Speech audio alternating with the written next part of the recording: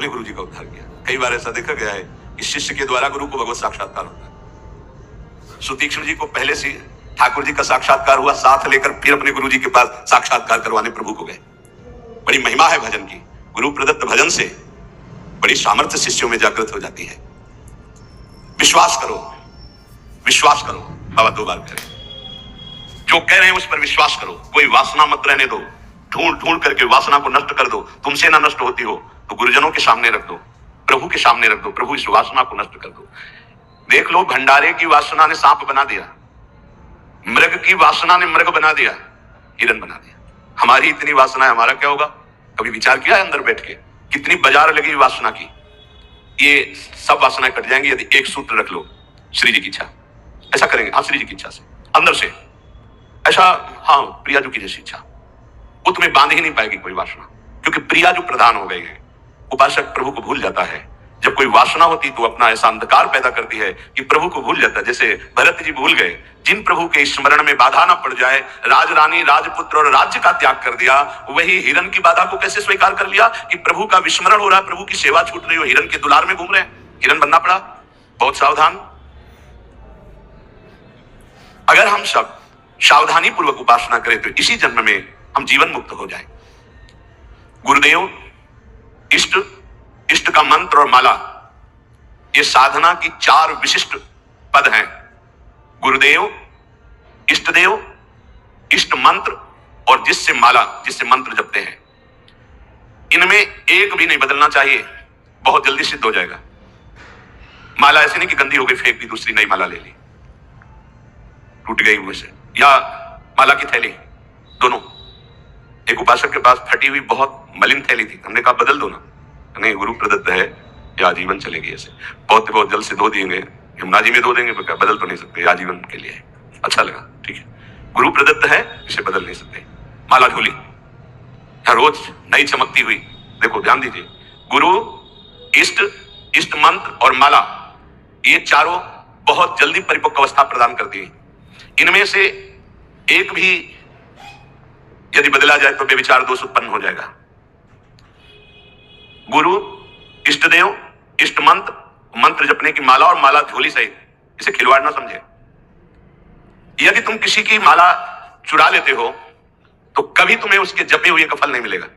और यदि तुम्हारी माला कोई गिर जाए, भूल जाए, कोई चुरा ले, तो तुम्हारे आधे भजन का प्रभाव निष्फल कर दिया जाएगा। न्यायाधीश बोल रहे हैं, माला प्राणों से भी अधिक प्यारी रखी जाती है। ऐसे नहीं कि जहां मनाया वहां रख दिया, नहीं, सदैव अपनी छाती से माला लगा के रखी जाती है।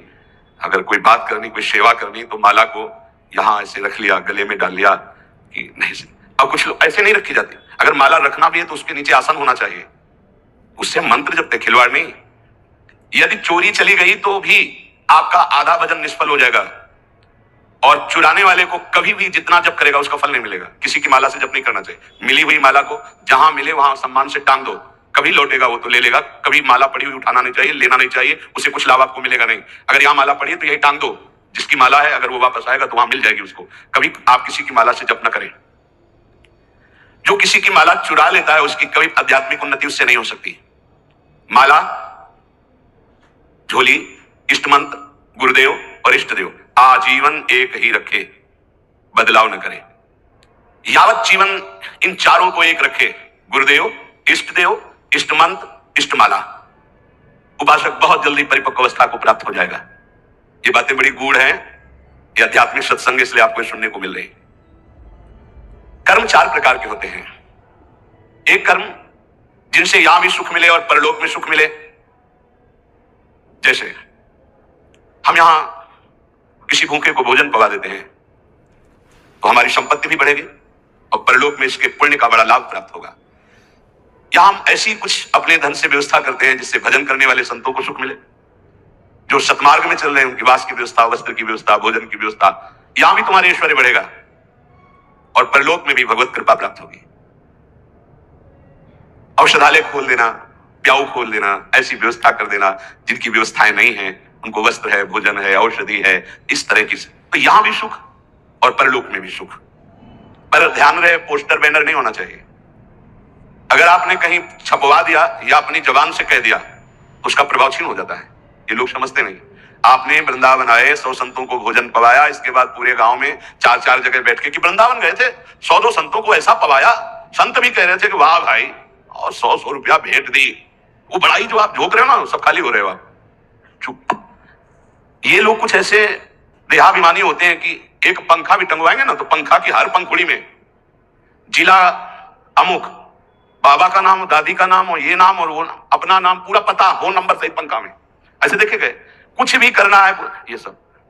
तुम्हें अपने नाम की चिंता या संतों की सेवा की चिंता हुई? तो ये ध्यान रखो, जिनमें यहां भी सुख मिले और परलोक में सुख मिले, उसे सत्कर्म कहते हैं। सत्कर्म गुप्त होना चाहिए, पर अभिमान गुप्त होने नहीं देगा, पक्का। वो चाहे दीवार से कहेगा जरूर, ये अंदर देख लेना, फूलन आएगी, कहना कुछ तो ऐसा है कि बाद में संत पाएंगे, पहले ही परिक्रमा मार्ग में बोर्ड लग जाता है, आज यहाँ 100 संत सेवा और अमुक जिले के अमुक अमुक अमुक, ऐसे। तब ये लगता है कि कैसे तुम नादान बच्चे हो, तुम्हें इतना बड़ा सौभाग्य सुकृत का मिला था, इतना महान सत्कर्म, तुमने सब मिटिया मिट कर दिया। और उनको लगता है कि सत्कर्म का फल यही है। 100 रुपया के अगर फूल डालने हैं तो फिर 100 लोगों को तो पता चलना चाहिए कि वीडियो में कि हम ही फूल डाल रहे थे। बड़ा हम का खेल चालू है। ये कर्म तभी परलोक में आपको मिलेगा जब यहां आप गुप्त रखें। देखा है आपने गुप्त कैसे कमाई की जाती है। बहुत बड़ी यज्ञ की थी, मैदा फैक्ट्री के मालिक थे। जब वो आते थे कानपुर में गुरुआश्रम में संत दर्शन के लिए, तो 20 गाड़ियां उनके साथ होती थी, वो आधा किलोमीटर पहले ही रुक करके नंगे पैर पैदल आते थे। जब वो यज्ञ करवाए तो एक हाथ में झाड़ू सोनी और एक में डलिया, और जो ऐसे खा पी के दोना पत्थर फेंक देते वो उठाते। कहीं कोई पोस्टर नहीं, कहीं और इतनी दिव्य सब खान पान सामग्री सब ऐसी, और वो केवल चेक करते थे अपने कार्यकर्ताओं का, झाड़ू लिए हुए वो लिए। कोई जैसे पूछता है कि कौन करवा रहा, तो बोले हमको तो यहाँ दोना पत्थर फेंकने की सेवा मिली, हमें तो पता नहीं। कोई जान नहीं पाया कौन करवा रहा है, अपने लोग इसलिए जानते थे कि प्रेरणा से हो रही थी। ऐसे ऐसे सत्कर्म की कोई जान ही नहीं पाया कि किसने करवाई है। और इतना बड़ा कानपुर महानगर जहां लाखों लोग खाते पीते, उनके पास कोई कमी नहीं, कहीं भी कोई अभिमान का लेश मात्र नहीं। दूसरा मतलब पहला है जो इस लोक और परलोक दोनों में सुख प्रदान करे, वो ऐसे धार्मिक सत्कर्म। धन्यता की मूर्ति, साधुता अपने आप आ जाएगी जब आप ऐसा समर्पण करेंगे। कितने ऐसे, एक नहीं कितने ऐसे, जिनको ये है नहीं कि हमारी जानकारी कोई कि हम कुछ सेवा करते हैं। हमको पुष्टता चाहिए। इस लोक परलोक में यदि अपने कर्म का जो सुकृत है, तो भगवान से प्रार्थना करो कि कोई न जान पावे, ऐसा कार्य करो, तो वो आपको इस लोक और परलोक दोनों में उन्नति प्रदान करेगा। दूसरा, जिनमें यहां भी दुख और परलोक में भी दुख। पहला यहां भी सुख और परलोक में सुख। दूसरा है यहां भी दुख और परलोक में दुख। परिस्त्री गमन, जो दूसरे माताओं के साथ, बहनों के साथ व्यभिचार करते हैं, यहां भी दुख और परलोक में दुर्गति। अगर गृहस्थ हो तो एक पत्नी जो आपने पानी ग्रहण किया है, बस। दूसरा मदिरापान, मद्यपान, यहां भी दुख परलोक में दुर्गति। देत कीड़ा, जुआ, यहां भी दुख परलोक में दुर्गति। हिंसा, मांस खाना, यहां भी दुर्गति और परलोक में भी दुर्गति। देख लेना, खूब मांस खा लो, फिर तुम्हारा मांस जब अंतिम समय सड़ेगा ना, और तुम्हारी जब दुर्गति होगी, तब तुम्हें पता चलेगा। अभी तो खा लो, अभी तो तुम बातें बना लो, समय आएगा तब तुम्हें ऐसा जलाएगा। कभी कभी ऐसा लगता है कि ये मानव देह केवल संत कृपा से ही लाभ ले सकता, अन्यथा नहीं ले सकता। ये कोई पक्षपात की बात नहीं। जिनको संत समागम नहीं मिला है, पूरा पशुवत जीवन व्यतीत हो रहा है, पशुवत जीवन। बस इतना लक्ष्य है, कितना भोग भोग लें, कितना विषयों का सेवन कर ले, बस इतना ही उनका लक्ष्य है। वो चाहे पैसे के बल से, वृद्धावस्था पैसे के बल से, वही विलासिता, वही भोग, सोच नहीं रहे कि किस लिए आया था, क्या करना। यहां भी दुख और वहां भी दुख। जो दूसरों को दुख देता है, हिंसा करता है, व्यभिचार करता है, मांस खाता है, यहां भी दुख और परलोक में भी दुख। तीसरा, यहां सुख, परलोक में दुख। जो कर्जा ले लिया, वापस नहीं किया, कई तरह के ऐसे दूसरों को लूटने वाले, दूसरों के नाना प्रकार से सुख चुराने वाले जो लोग हैं, वो यहां सुख का अनुभव करने के लिए करते हैं। अपहरण कर लिया, ऐसा कर लिया, चोरी कर लिया, ऐसा, इसके बाद का परिणाम परलोक में तो भयानक दुख मिलेगा। और सबसे बड़ा दंड होता है, मन जलता रहता है। कोई भी अधर्म करने वाला मन कभी प्रसन्न नहीं रह सकता, निर्भय नहीं रह सकता। वहीं संत निर्भय रह रहे और वो भयभीत है, प्रतिपल अस्त्र बांधे हुए। जो यहां भोग प्रधान जीवन है, दूसरे का सुख चिंता रहता है, छल कपट, बहुत कपटी स्वभाव होता है लोगों का।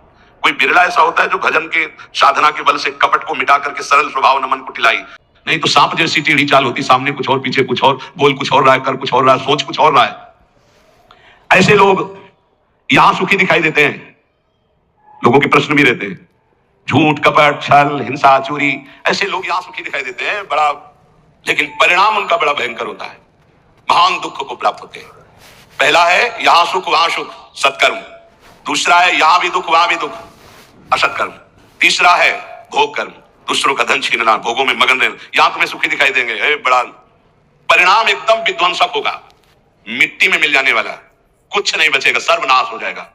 इसको आप आंख खोलकर देख लो, संसार में रहते हो, समाचार आदि के द्वारा संसार की जिनकी झूमती थी मिट्टी में मिल गए।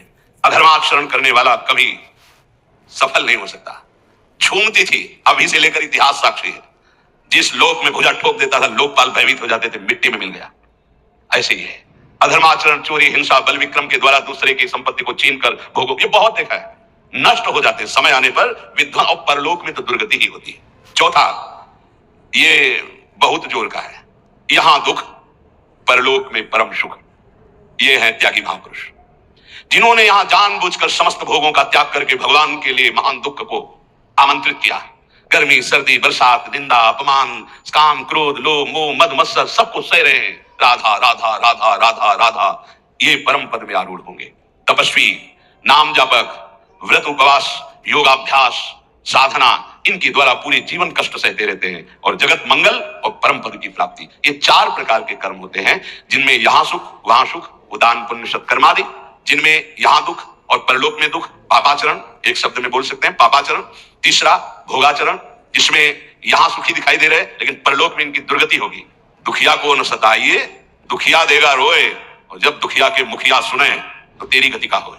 किसी को कमजोर समझकर आप फंसा दिए या कष्ट दे दिए या मार दिए और आप पदवी पे पहुंच गए, तो परम पदवी वाला जब दृष्टि डालेगा तो तुम्हारी धज्जियां उड़ जाएंगी। ये बहुत होश में, जो शब्द दूसरे के हृदय में चोट पहुंचाकर परम पद में पहुंचा दे, वही साधु के शब्द होते हैं। उठो, जागो, भूल मत करो। अगर यहां तुम सुखी होने के लिए अधर्माचरण से धन ले लेते हो, चाहे जो हो, तो परिणाम में तुम्हें बड़ा भयंकर दुख भोगना पड़ेगा। इसलिए हम प्रार्थना करते हैं, अंदर की हालत को मजबूत करना है तो दुखियों को मत सताना, निर्दोषों को दंड मत देना, पैसे के लिए किसी को गलत मत फंसाना। चाहे जितना बड़ा अधिकार आपको मिला हो, वो अधिकार भी एक समय का है, इसके बाद नहीं। फिर तुम्हें जो कर्म का दंड मिलेगा वो भोगना पड़ेगा। त्रिभुवनपति अधिकार प्राप्त है महाराज नहुस को, भूल गए अपने कर्तव्य को और पराभिमान में गलत आचरण में कदम रख दिया तो अजगर की योनि प्राप्त हुई, भ्रष्ट हो गए देवराज इंद्र पद से। कोई भी पद अगर आप गलत आचरण करोगे तो समय पर जब दंड देगा, पद भी छिन जाएगा, सुख भी छिन जाएगा, परिणाम महान हानिकारक दुख कारक होगा।